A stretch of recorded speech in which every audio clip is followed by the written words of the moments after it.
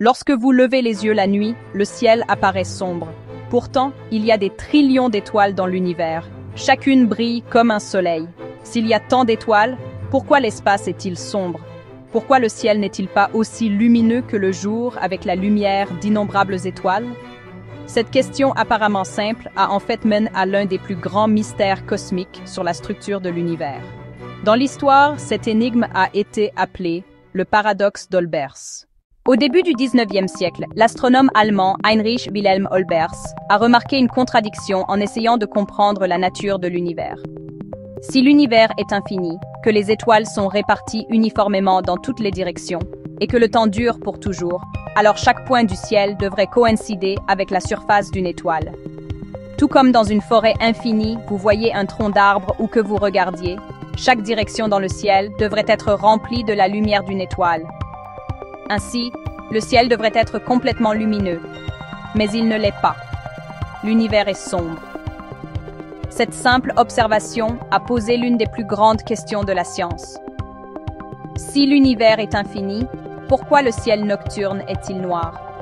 Finalement, il est devenu clair que la réponse à ce paradoxe se cache dans la nature, l'âge et le mouvement de l'univers. L'univers n'est pas infiniment vieux et immuable comme l'imaginait Olbers. La science moderne a prouvé le contraire au milieu du XXe siècle. L'univers a eu un commencement. L'univers est né il y a environ 13,8 milliards d'années avec le Big Bang. Cela fournit la première clé au paradoxe. Si l'univers a un début, nous pouvons seulement voir la lumière qui a été émise depuis lors. C'est-à-dire, nous pouvons seulement voir la lumière des étoiles qui sont à une distance maximale de 13,8 milliards d'années-lumière. La lumière des étoiles plus lointaines ne nous a pas encore atteints. L'obscurité du ciel est simplement le silence de la lumière qui n'est pas encore arrivé. Mais il y a plus. Les scientifiques ont découvert que l'univers est en expansion. À mesure que les galaxies s'éloignent les unes des autres, la longueur d'onde de la lumière qu'elles émettent s'étire. C'est ce qu'on appelle le décalage vers le rouge. Lorsque la longueur d'onde augmente, l'énergie de la lumière diminue et elle devient trop faible pour être vue par l'œil humain. La lumière des galaxies lointaines est tellement étirée qu'elle tombe dans la gamme des micro-ondes. Ainsi, l'obscurité que nous voyons est en réalité remplie de lumière invisible. Le ciel noir la nuit est l'écho d'une lueur disparue, cachée au fond de l'univers, incapable de nous atteindre. Un autre facteur est que les étoiles sont mortelles. Les étoiles ne brillent pas pour toujours. Chacune naît, vit et meurt. Certaines deviennent des supernovae, d'autres sont englouties dans des trous noirs, d'autres s'éteignent silencieusement. À différentes époques de l'univers, différentes étoiles brillent. Ainsi, le ciel n'est jamais complètement rempli. Il n'y a pas de lumière permanente. Après qu'une étoile brille, le silence commence. Si toutes les étoiles étaient nises en même temps et ne mouraient jamais, peut-être que le ciel serait parfaitement blanc aujourd'hui. Mais la nature maintient cet équilibre grâce à l'obscurité.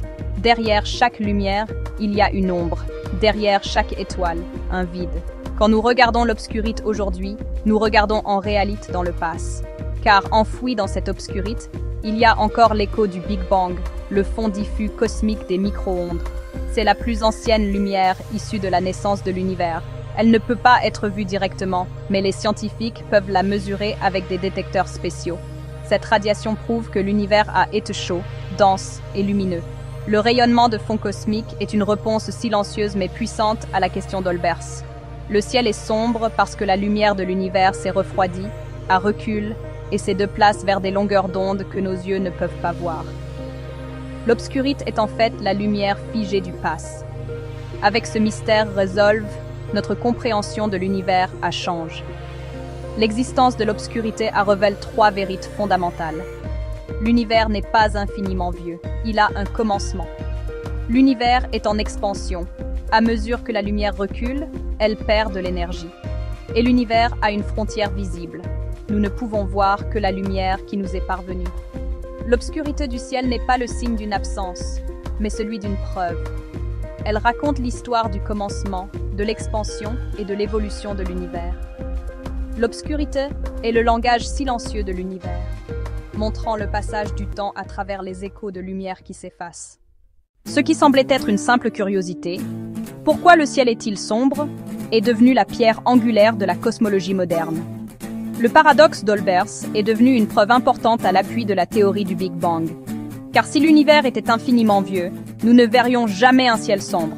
Chaque point serait rempli de lumière. Mais maintenant, nous savons que l'obscurité est la preuve que l'univers est né, a vieilli et continue de s'étendre. Le ciel est sombre parce que l'univers est jeune, parce que la lumière a une limite, et le temps un commencement.